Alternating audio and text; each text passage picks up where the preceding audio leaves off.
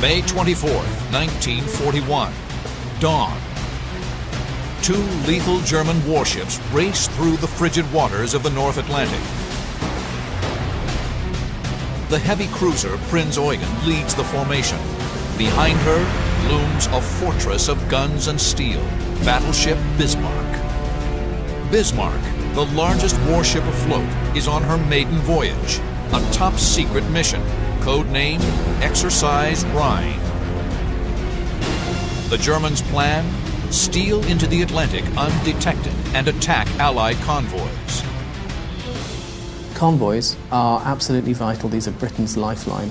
Without them, Britain will fall.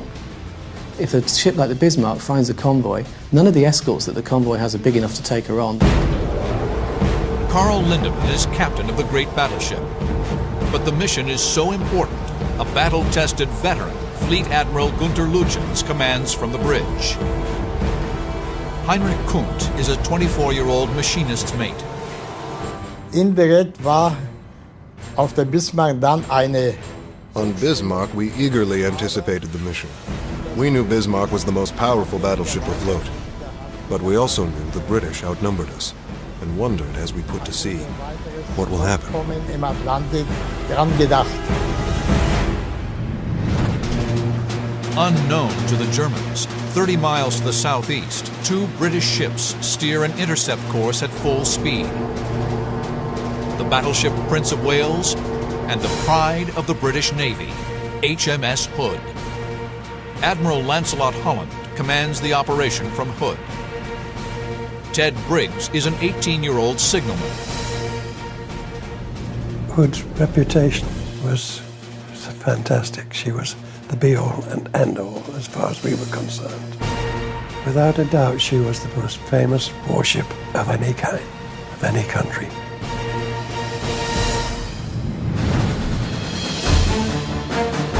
Admiral Holland's battle plan has already suffered a setback.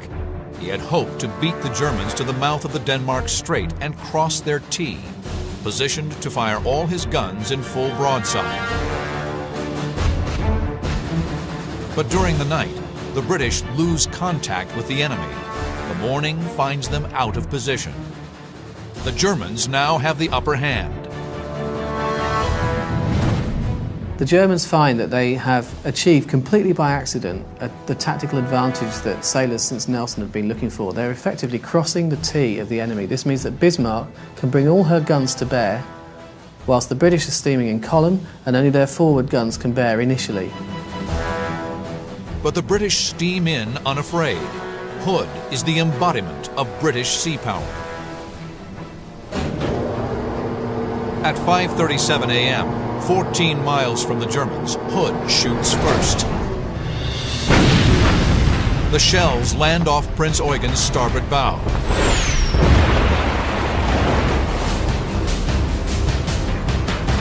A salvo from Prince of Wales quickly follows.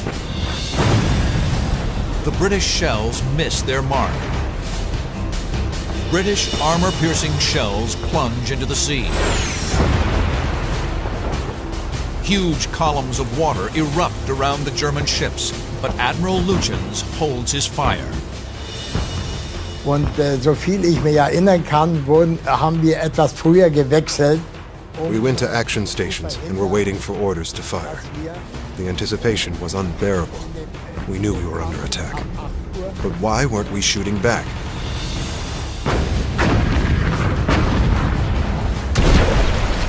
Lütjens' job, as he saw it, was not to fight warships.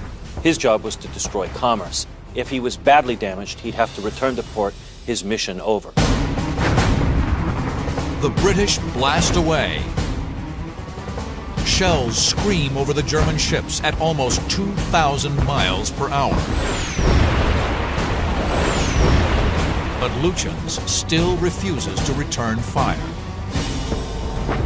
Finally, a frustrated Captain Lindemann steps in and says, "I will not have my ship shot out from under my ass." Bismarck opens fire.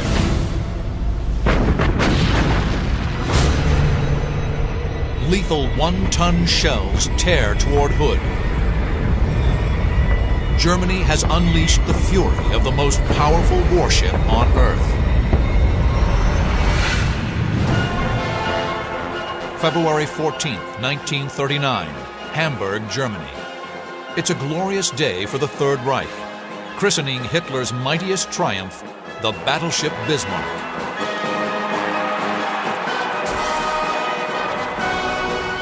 German newsreels proudly claim the great ship weighs 35,000 tons, the legal limit set by international naval treaties after World War I. The truth is a closely guarded secret. Bismarck weighs an astonishing 50,000 tons. Wir waren, als wir die Bismarck sahen in Hamburg. When we saw Bismarck in Hamburg, we were tremendously surprised at its size. Some compartments on Bismarck were 3 stories high. I'd never seen a ship so impressive. She's nearly a sixth of a mile long. Her sides are armored with 13 inches of steel, and her 118-foot beam creates a uniquely stable platform for her 8 15-inch guns. Not only was I extremely proud to get back ships of that size, it was the biggest and was the extreme sign of power. On May 18, 1941, Bismarck secretly embarks on Exercise Rhine. But 3 days later, a Royal Air Force Spitfire photographs Bismarck near Bergen, Norway. The Royal Navy quickly dispatches battleship Prince of Wales and Britain's largest warship, HMS Hood. When commissioned in 1920, Hood was the longest and fastest warship in the world. She's 860 feet long and weighs 48,000 tons. Both Hood and Bismarck are armed with 8 15-inch guns that can hurl 1,700-pound shells over 15 miles. But Bismarck's newer guns can fire 3 shells a minute to Hood's 2. The critical difference is armor. Bismarck, a battleship, is heavily armored. Hood, a battle cruiser built for speed, is not. They were designed to hunt down and sink enemy cruisers. They were never designed to stand up in a line of battle against battleships. The armor on Hood's deck is no more than 3 inches thick. Shells dropping from a steep angle, called plunging fire, can easily punch through and explode inside. She was always intended to go in for a full refit, to have the deck armor fortified. But unfortunately, war was declared and she couldn't be spared.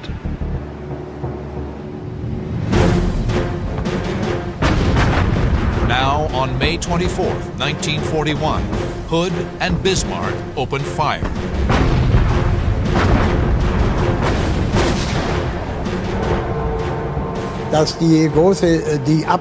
When the big guns fired, the entire ship staggered. It felt like it was bending and was pushed sideways in the water.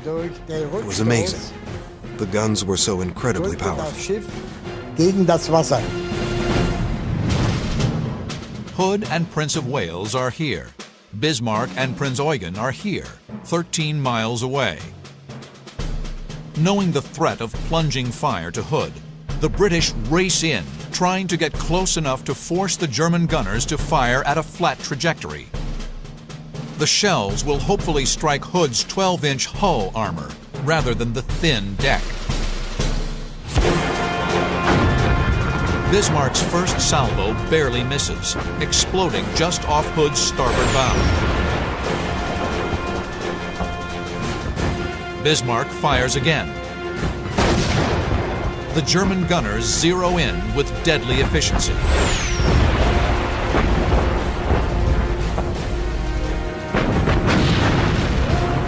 The pride of the Royal Navy is squarely in their sights.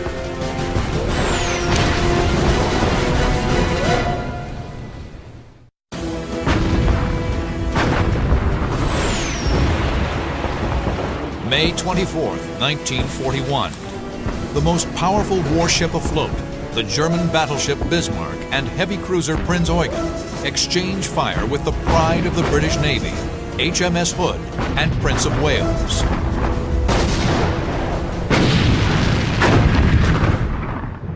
Bismarck and Prinz Eugen are here, northwest of Hood and Prince of Wales. The Germans have the advantage.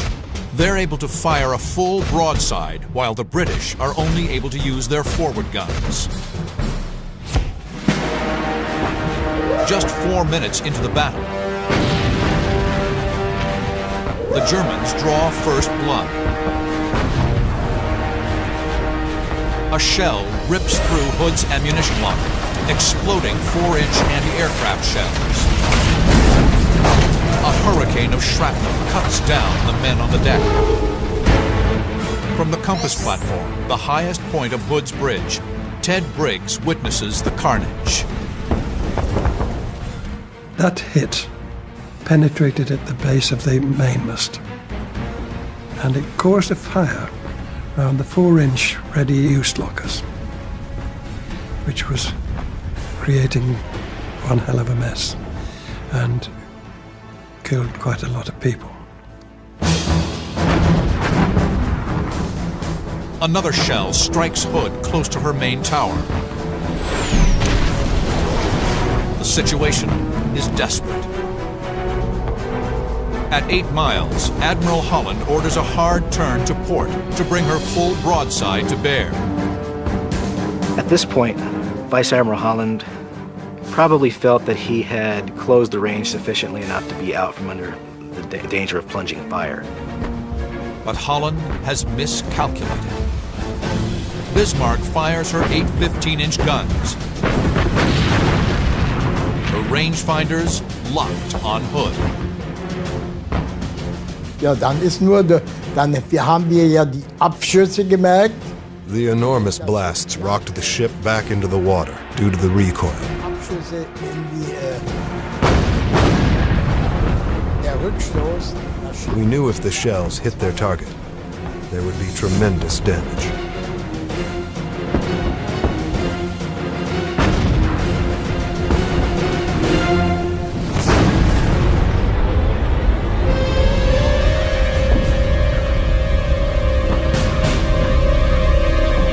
After 20 seconds in flight, a single 1,700-pound armor-piercing shell plunges through Hood. Dead center. The armor-piercing shell penetrates deep into the bowels of the ship. The powder in a main magazine ignites. British crewmen on Prince of Wales watch in muted horror as a geyser of flames spews from Hood's ruptured deck. This massive amount of powder in that magazine did something we call deflagration. It's like a giant Roman candle burning in an enclosed space. Then, a huge explosion buckles the hull, twisting and shearing the mighty ship in half.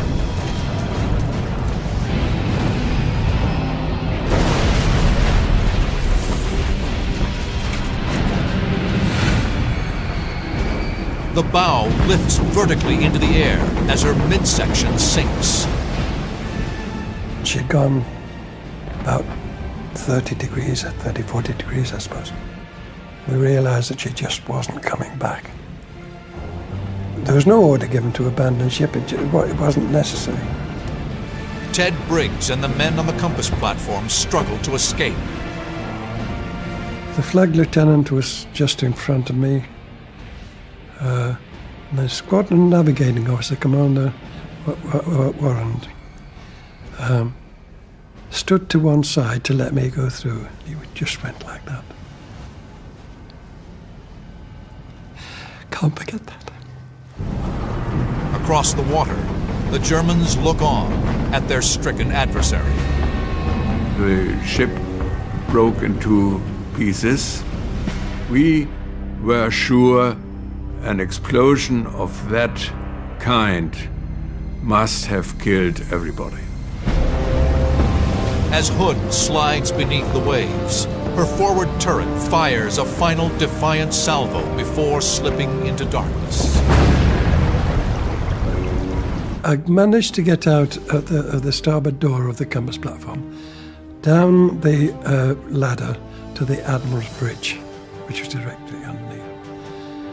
And it was about halfway down that ladder when I became level with the water.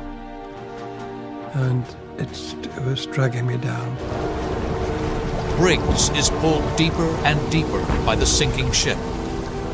I honestly thought I'd had it. It was then that I suddenly seemed to shoot to the surface.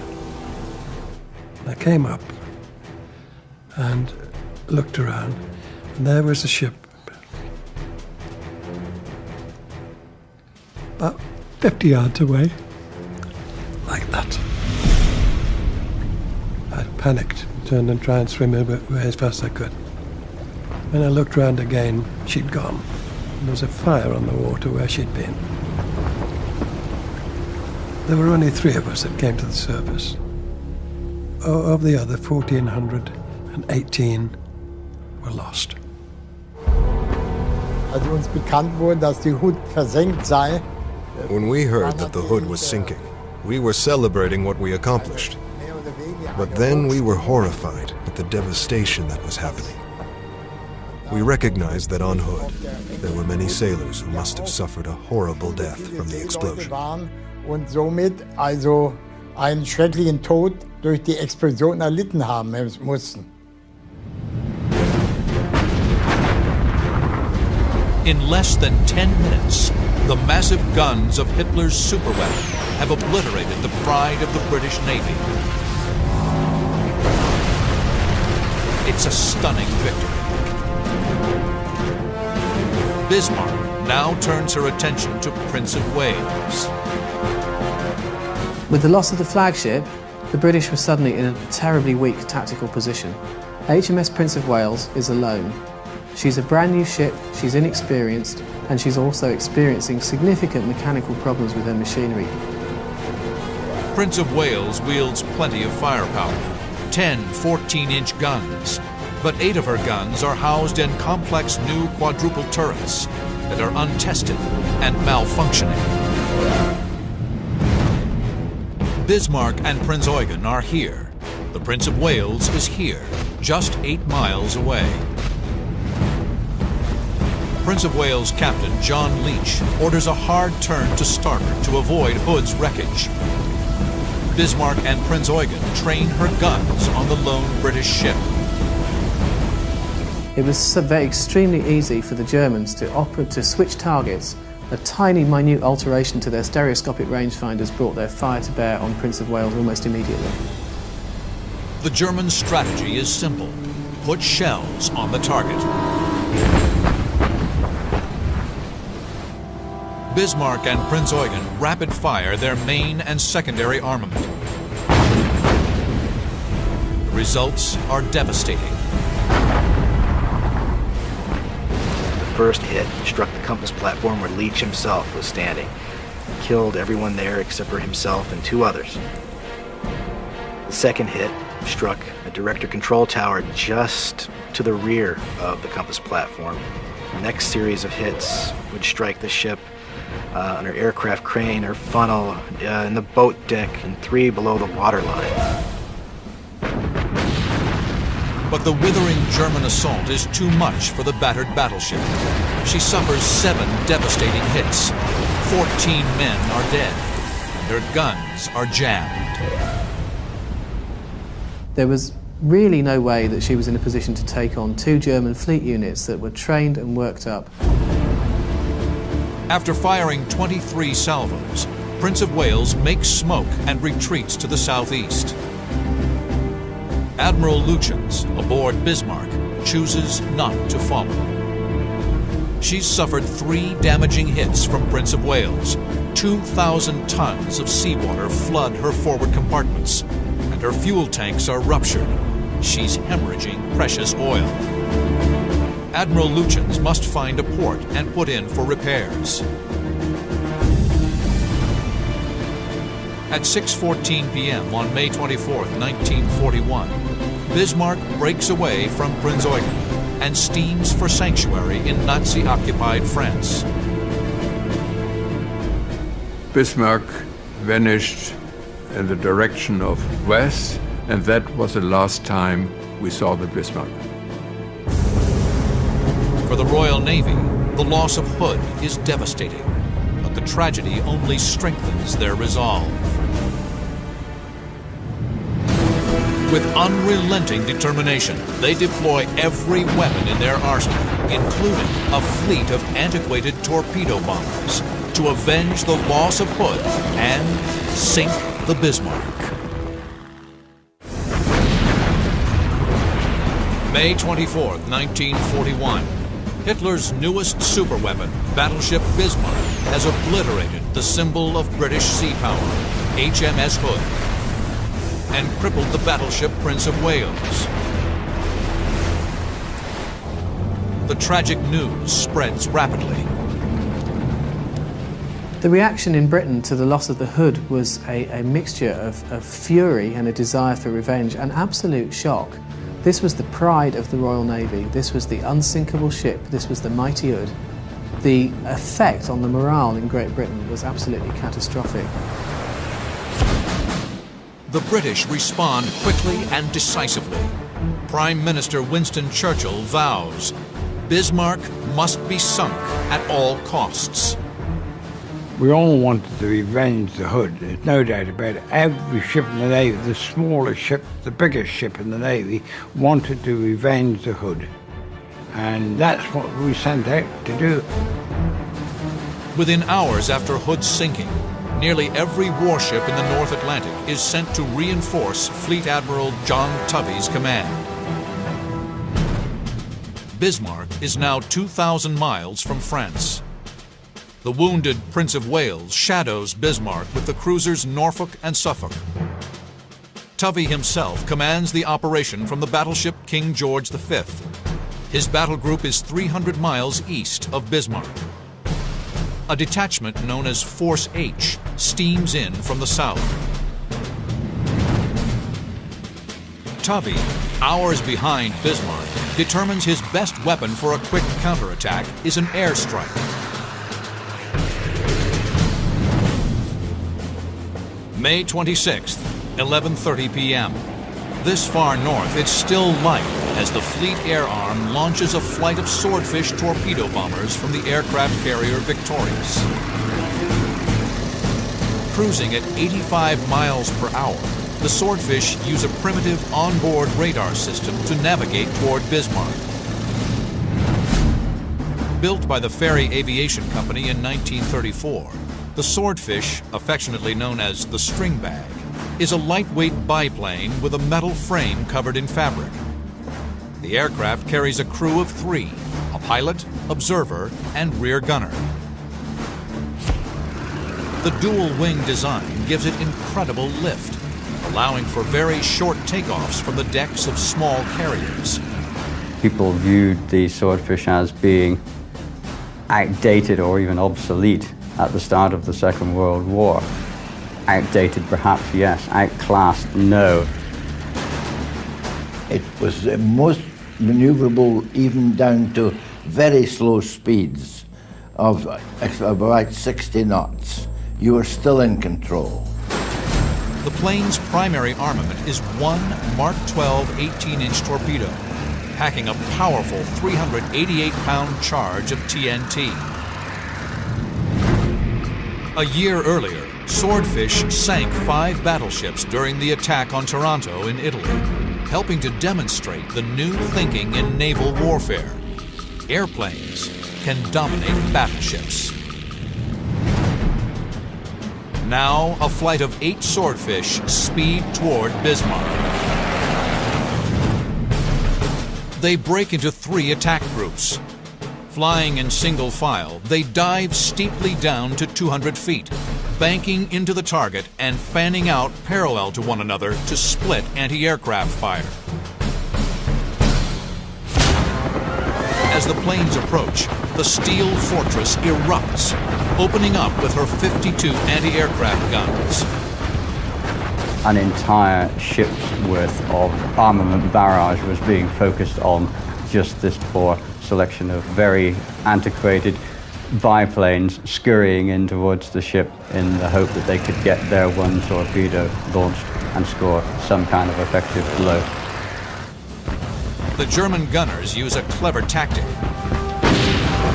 They fire Bismarck's main armament into the sea, creating massive walls of water in front of the tiny biplanes. The courageous swordfish pilots press their attack, dropping to just 60 feet above the waves. They're flying so low and slow, Bismarck is unable to train her guns. The swordfish pilots punch the torpedo release button on their throttles. Mark 12 torpedoes accelerate to 40 knots and close on the battleship. Dass uns britische Torpedoflugzeuge angreifen. British torpedo planes started to attack us. Our captain ordered many quick, violent turns to dodge the torpedoes.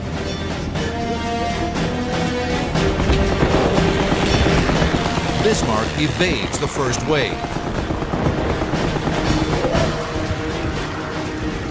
Then, a swordfish piloted by Lieutenant Percy Jick, with air gunner Les Sayer and navigator V.K. Norfolk, sweeps in and fires.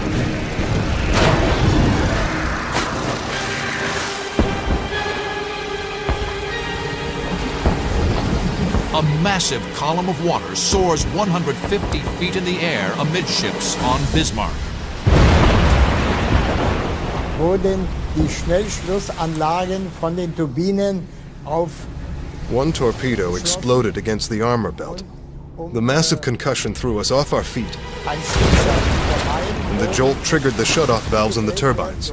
We had to quickly restart the engines. During the attack, the bosun's mate, Chief Petty Officer Kurt Kirkberg, was thrown into the airplane catapult and died.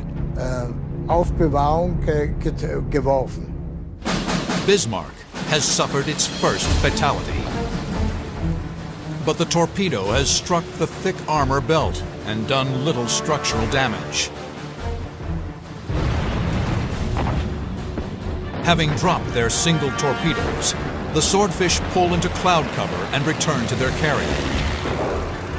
The aviators have sent a message. As long as Bismarck is shadowed, Tovey will keep sending waves of aerial assaults. For Admiral Lutyens aboard Bismarck, his next move is clear. He must shake the British ships from his tail. Lutyens knows the British are steering in a zigzag pattern to avoid possible U-boat attack. When they're at their furthest point, Bismarck turns hard to starboard, looping back over her own wake. The British lose radar contact and steam right past the German ship. For the next few hours, British radar operators work frantically to re-establish contact, but to no avail. At 5 a.m., 24 hours after the sinking of Hood, the cruisers send an ominous message to Tovey: have lost contact with enemy. And so, Lutyens and Bismarck slip away, Tovey moves in the opposite direction, and it seems that in this game of chess that these two admirals are playing in the high seas, Lutyens is now winning. The biggest battleship on Earth is now steaming for the safety of Nazi-occupied France undetected, hiding somewhere in the vast storm-tossed seas of the North Atlantic. May 26, 1941. For 30 hours, ships and planes of the British home fleet have scoured the North Atlantic for some sign of Battleship Bismarck. But Bismarck has simply disappeared. We're very despondent. Everybody, and I mean everybody, from the lowest boy to the highest officer on board was in a terrible state because we had lost the Bismarck. Aboard Bismarck, the crew hopes by morning to be within 200 miles of France, waters controlled by the German Luftwaffe. Desperate to re-establish contact, Fleet Admiral Tovey dispatches Catalina flying boats, or PBYs. They're American aircraft, lend-leased to Britain to support the war effort. Their incredible 2,500-mile range makes them ideal for long-distance searches. They comb the seas for hours. Then, at 10:30 a.m., 36 hours after losing her, a PBY crew spots a dull black shape moving across the water. Bismarck has been found. Bismarck has been spotted here, 700 miles from the coast of France. Admiral Tovey's battle group is here, 130 miles directly north. Tovey must slow Bismarck down to get in range to strike. In perfect position for this mission is a task group steaming in from the south, known as Force H, which includes the aircraft carrier Ark Royal. May 26, 1941, 7 p.m., 8 hours after finding Bismarck, 15 Swordfish torpedo bombers from Ark Royal speed toward the German battleship. Lieutenant John Jock Moffat pilots one of the ferry Swordfish. We were told to go in there and do our best and get as many torpedoes into her as we could possibly do. Moffat and his crew break through the clouds and descend on their target. My first impression of the Bismarck, when I saw it on my starboard side about 2 miles away, it was really awesome. Moffat's flight of 3 Swordfish close in at 115 miles per hour. 6,000 feet, all of a sudden, all hell was let loose. Bismarck's anti-aircraft gunners desperately filled the sky with flak. I had no doubts about what was going to happen, and I was scared stiff. I thought the only way I could survive was to get as low as possible.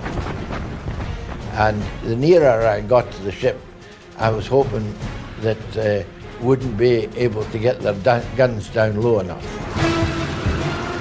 Moffat closes to within 2,000 yards and prepares to launch. There was a voice suddenly says to me, "Not yet, Jock."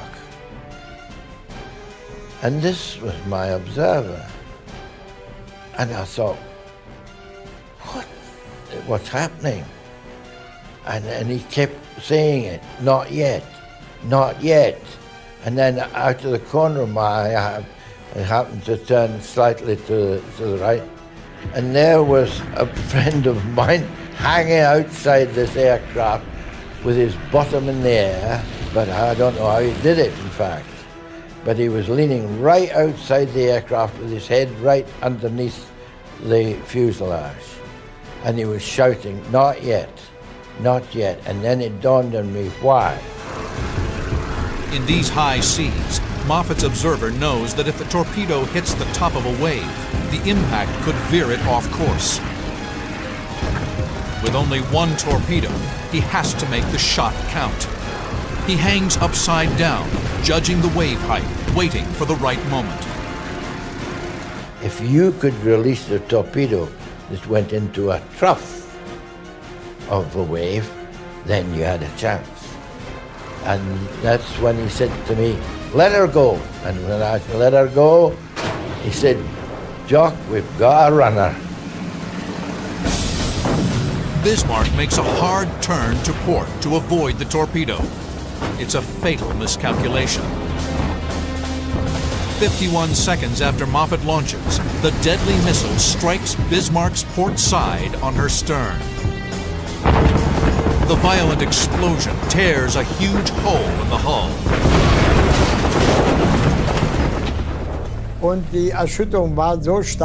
The shock was so strong that rivets flew off the bulkhead, and there was a sound like the ship was tearing apart. Und ein Krachen war, als wenn sämtliche Knochen gebrochen würden. Bismarck's unarmored twin rudders, angled for the hard turn to avoid the torpedo, jammed 12 degrees to port. Und Leutnant Richter, die stiegen dann von unserem U-Raum ein. They sent 2 men down in diving suits to try to fix the rudder mechanism. But the water was rushing in too fast through the big hole, so we all had to come back up. Weil das Loch und der Seegang zu stark war und mussten wieder hochkommen. The Swordfish have crippled the mighty battleship. With rudders jammed, Bismarck can only steam back toward her enemy. Wir wissen ja nur von der Schiffsführung. We knew that all efforts failed to steer the ship. We were alone, surrounded by enemies. Gegen Nordwest fahren konnten. Admiral Gunther Lütjens signals Berlin. Ship unmaneuverable. We fight to the last shell. Long live the Führer. The British close in. The hunt for the Bismarck steams toward a bloody climax.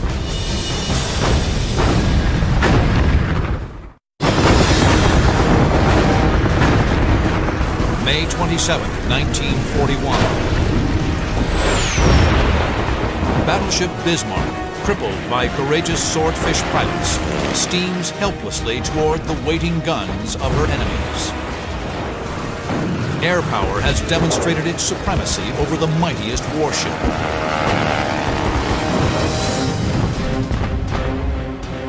The British surface fleet closes in for the killing blow. Finally, there's an opportunity to avenge the Hood, and the British go into action confident that they can achieve this. On King George V, Fleet Admiral John Tovey plots his tactics. His plan? Force the cornered German ship to divide its fire against multiple targets.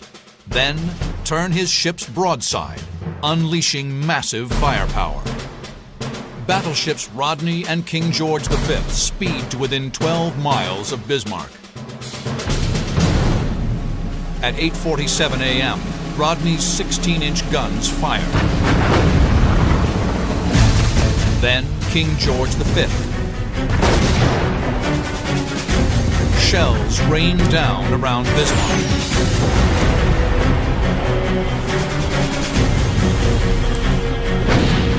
The British crew stuff cotton in their ears to deaden the sound.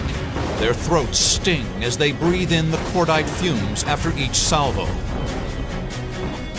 The desperate German battleship strikes back.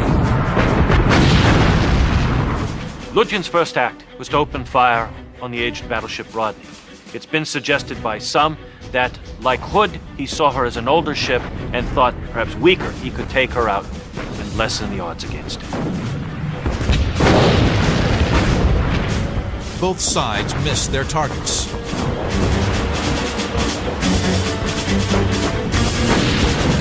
With each salvo, the gunners adjust their rangefinders. With her rudders jammed, Bismarck can't maneuver. She's an easy target. Rodney scores the first hit on Bismarck at 9:02 a.m. The British have the range and let loose with everything they have. We were firing broadside. We were firing 10 shells at a time. 10 14-inch shells were going all over it. And that's a hell of a lot of shells for one ship to take. Two British cruisers, Norfolk and Dorsetshire, join the fight.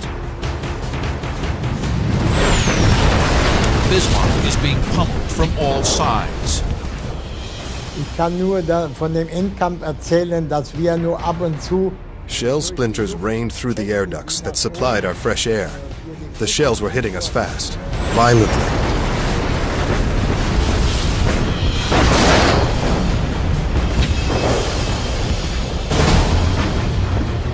Then, King George V's 14-inch guns make a critical hit. in dem Moment ging eine Granate. A shell hit the gunnery control and also the main battery. The men screamed because of all the sulfur steam. It scalded them terribly. Bismarck is now a slaughterhouse. The huge dreadnought fires a final salvo, but at 9:31 a.m., her mighty guns fall silent. Wurde dann von der Schiffsführung durchgegeben. As Bismarck's guns stopped, shells were hitting everywhere. Pieces of the ship were blasted away. Sprengen sollten und dann das Schiff verlassen sollte. Das Schiff wird versenkt. In the end, it was pitiful to see, really, because we knew she wasn't firing anymore. Tubby's warships fire over 2,800 shells. 400 hits reduce Bismarck to a ravaged steel inferno. But the great battleship, her flag still flying, remains afloat. At 10:21, Tubby ceases fire. The cruiser Dorsetshire moves in to sink Bismarck with torpedoes. But the commanding officers left on Bismarck have other plans. Turbinenräume und die mussten. They announced over the PA that we should set scuttling charges and open the sea valves. We were going to sink her ourselves and abandon ship. Die ungefähr 1 Meter Durchmesser hatten, angebracht werden. Before the scuttling charges take effect, the Dorsetshire fires 3 21-inch torpedoes into Bismarck.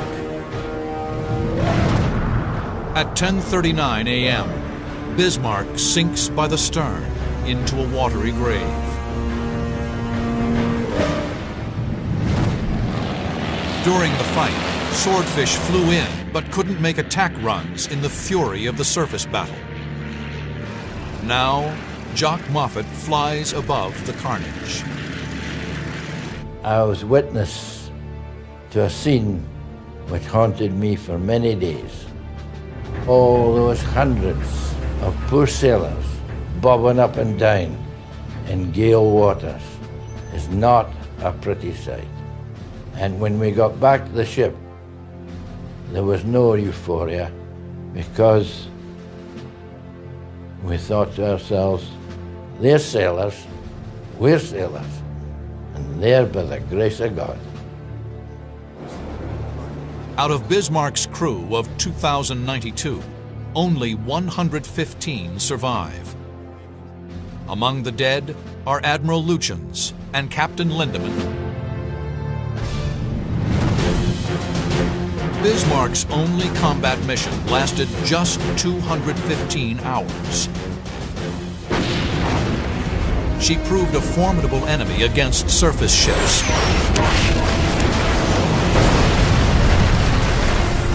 But ultimately, courageous British pilots in antiquated biplanes proved that dreadnoughts were vulnerable to air power.